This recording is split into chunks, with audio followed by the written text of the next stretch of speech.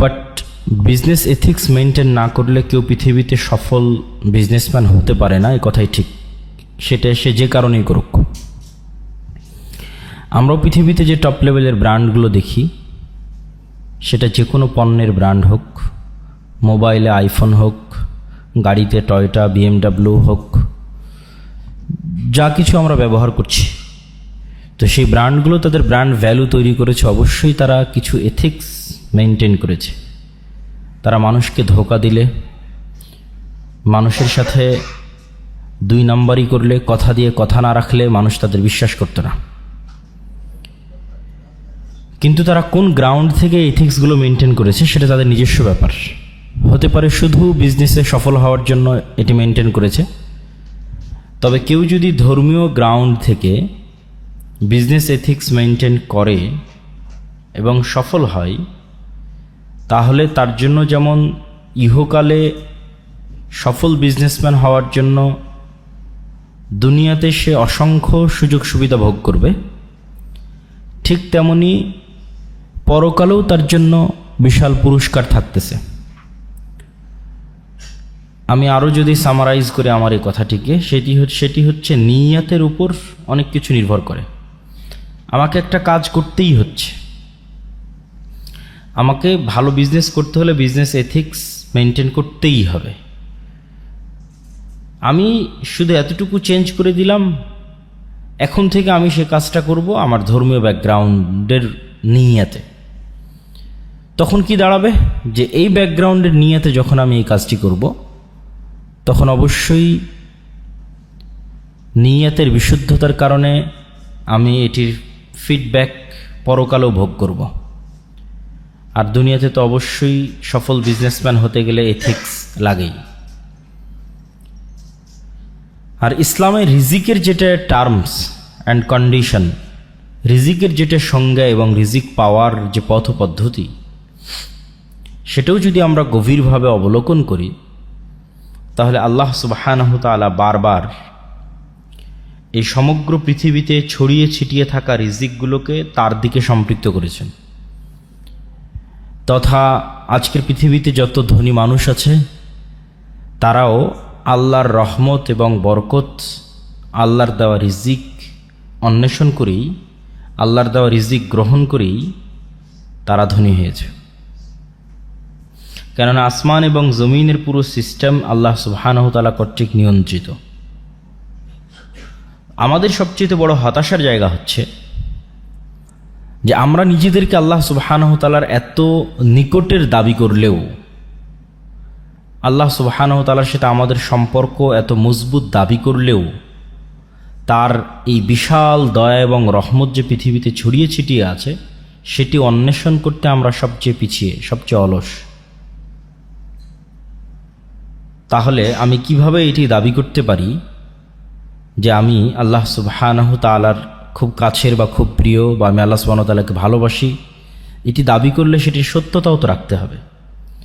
সেটির সত্যতার অবশ্যই একটি মানদণ্ড এটি হতে পারে যে পৃথিবীতে যে রিজিকগুলো ছড়িয়ে আছে, সেই রিজিকগুলোকে আমি এই জন্য অন্বেষণ করার চেষ্টা করতেছি যেগুলো আল্লাহ সুবহানাহু ওয়া তাআলার দয়া এবং রহমত।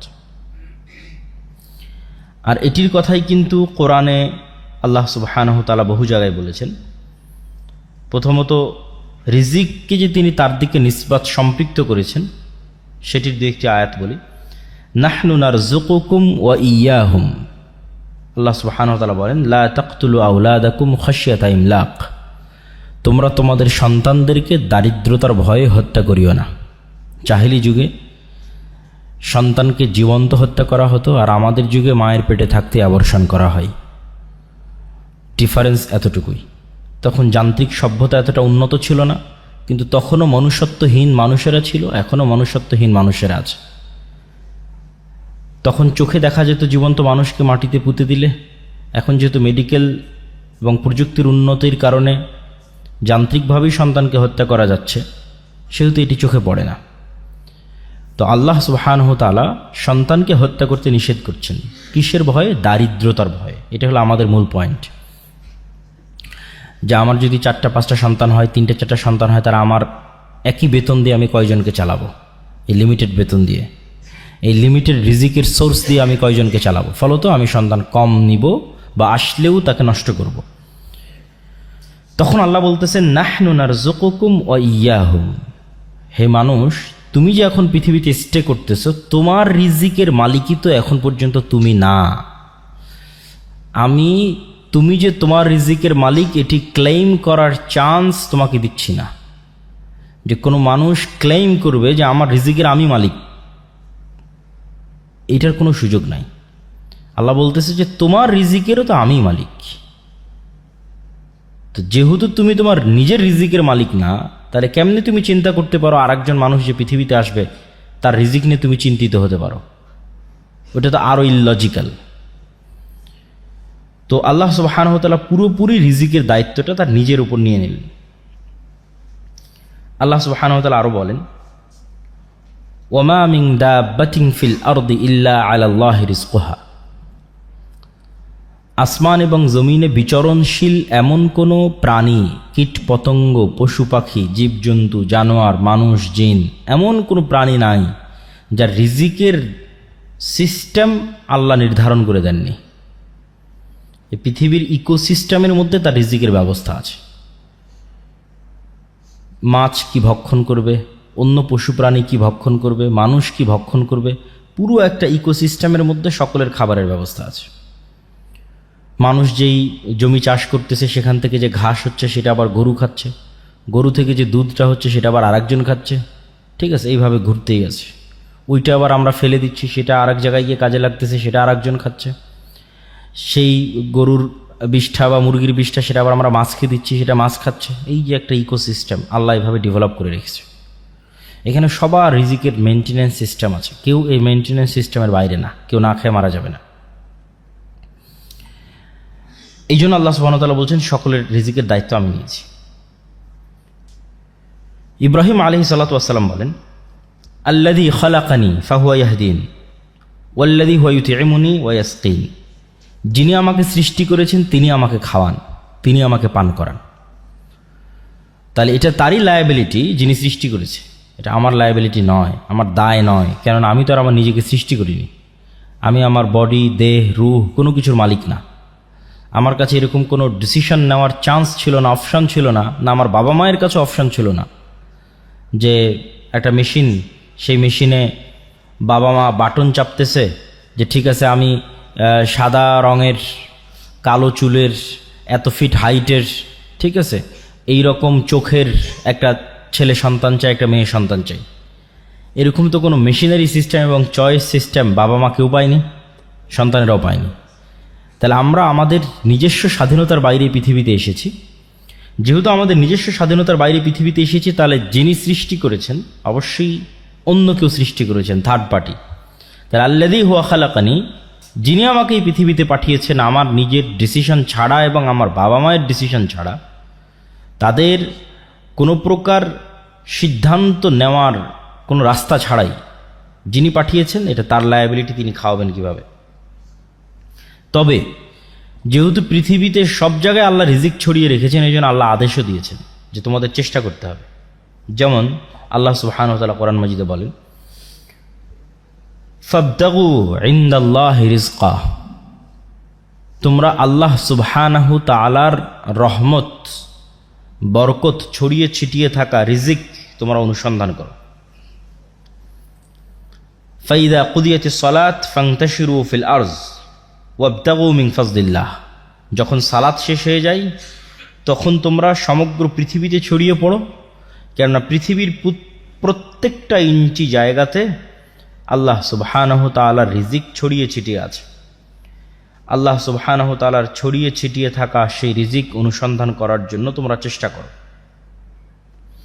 আর এক আয়াতে আল্লাহ সুবহানাহু তাআলা বলেন হুয়াল্লাযী জাআলা লাকুমুল আরদা যালুলান ফামশু ফি মানাকিবিহা ওয়া কুলু মির রিজকিহি, দুনিয়ার মানুষ, এই জমিনে আল্লাহ রিজিকের সকল সিস্টেম দিয়ে রেখেছে।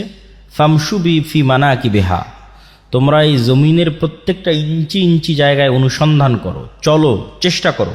ওয়া কুলু মির রিজকিহি, এবং রিজিক বের করে নিয়ে আসার চেষ্টা করো।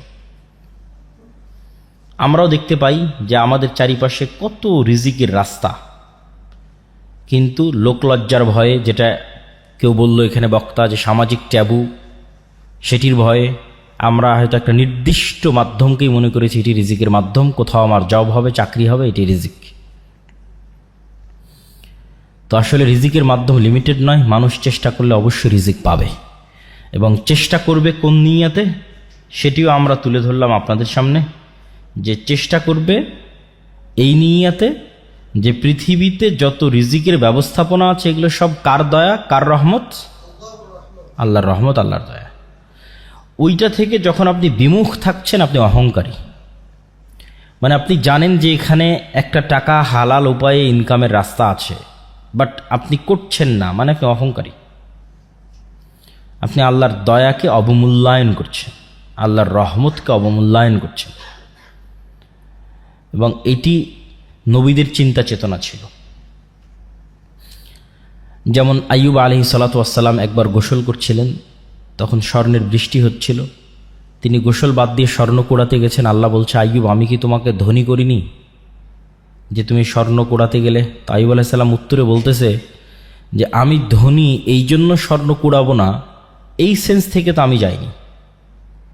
আমি গেছি এই সেন্স থেকে যে আমি যদি সমগ্র পৃথিবীর মালিকও হই, যে এই মুহূর্তে সারা পৃথিবীর সকল ধন সম্পদের মালিক আমি একাই, তারপরেও যদি স্বর্ণের বৃষ্টি হয় তো আমি ওইটা কুড়াতে যাব, কেননা এটা কার দয়া? আল্লাহর দয়া। আর ওইটার থেকে আমি দূরে থাকবো, মানে আমি আল্লাহর দয়াকে অবমূল্যায়ন করতেছি।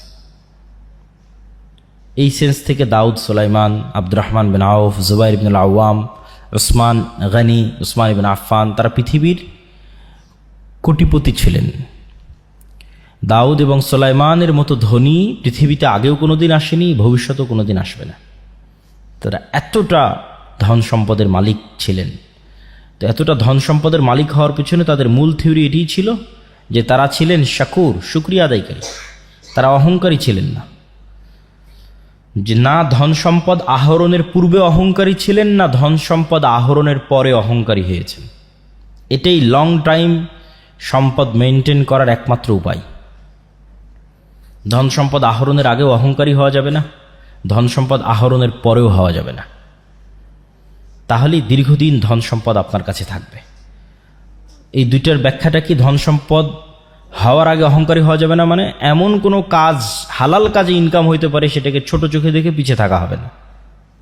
যে কোনো হালাল কাজকে যখন আপনি ছোট চোখে দেখে পিছিয়ে থাকবেন, তখন আপনি অবশ্যই অহংকারী, এই জন্য পিছিয়ে আছেন,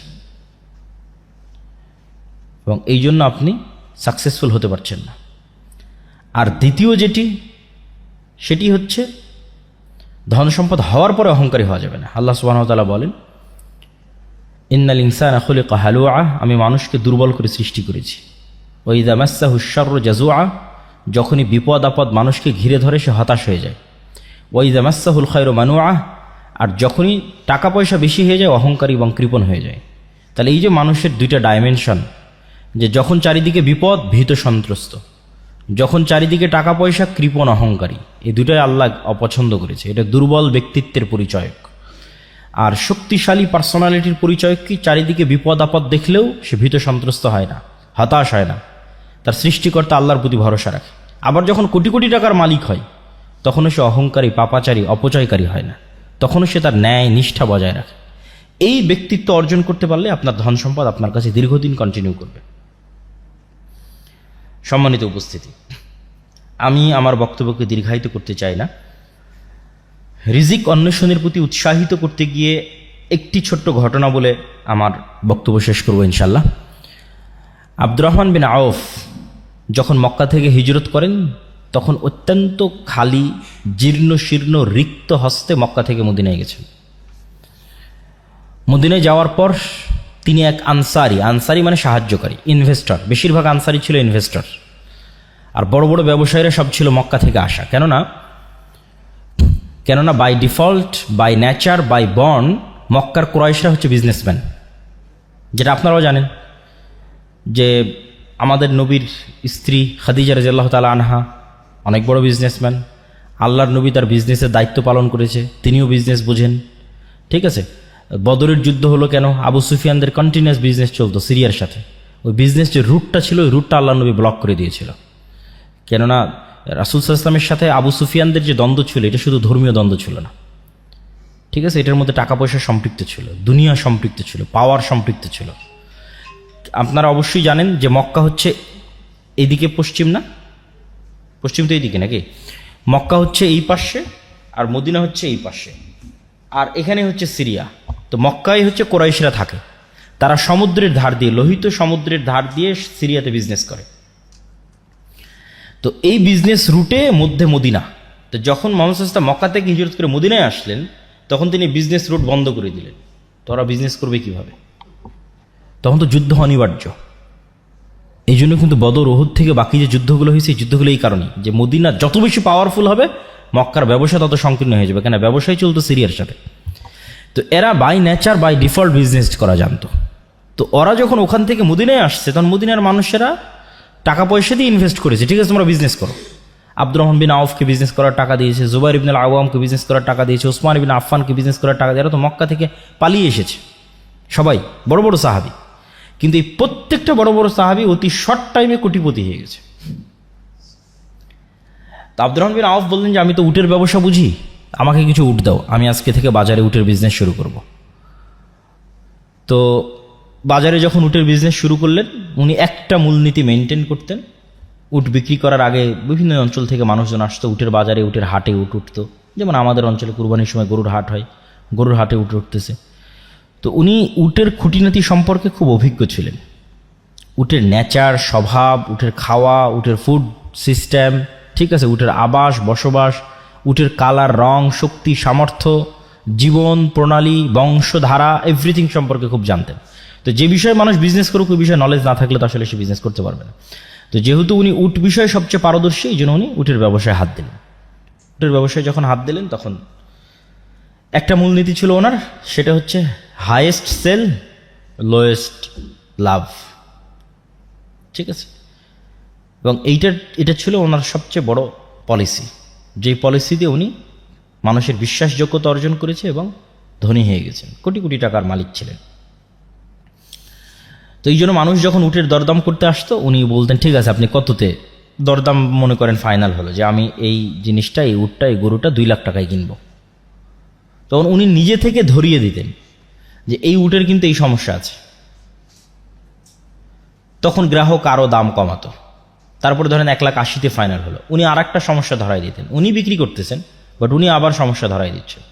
এটার মূল কারণটা ছিল উনি হচ্ছে অল্প মার্জিন লাভে জিনিস ছেড়ে দিতে চান, আর ওই কাস্টমারের বিশ্বাসযোগ্যতা অর্জন করতে চান, যেন ওই কাস্টমার ভুলেও আর সেকেন্ড কারো কাছে উট কোনোদিন ক্রয় করতে না যায়। তো ওনার প্ল্যান এটাই যে আমি যদি একটা পণ্য বিক্রি করে 500 টাকা লাভ করি, আর সেই জায়গায় যদি আমি 1000টা পণ্য বিক্রি করতে পারি 1 টাকা করে লাভ করি, তাহলে 1000টা পণ্য বিক্রি করলাম, 1 টাকা করে লাভ করলাম, লাভ হলো 1000 টাকা। একটা পণ্য বিক্রি করলাম, একটা পণ্যতেই 500 টাকা লাভ করলাম, মানুষের বিশ্বাসযোগ্যতা অর্জন করতে পারলাম না। কোনোদিন মানুষ আশেপাশের বাজার তদন্ত করে আমার রেটটা যদি বেশি মনে হয় বা আমার কোনো ফলস ধরা পড়ে, সে আমার কাছে আর দ্বিতীয়বার আসবে না। তো দ্বিতীয়বার আমি কাস্টমারটাকে হারিয়ে ফেললাম। একবারের বেশি লাভ করতে গিয়ে আমার লং টাইম বিজনেসের যে ধারা, সেটি ধ্বংস হয়ে গেল। তো এই জন্য আমাদেরকে সবসময় লং টাইম প্ল্যান রাখতে হবে, দীর্ঘ মেয়াদি প্ল্যান থাকবে, অল্প লাভে বেশি সেল করার পরিকল্পনা রাখতে হবে এবং বিশ্বাসযোগ্যতা অর্জন করার চেষ্টা করতে হবে। তাহলে অবশ্যই ব্যবসাতে বরকত হবে।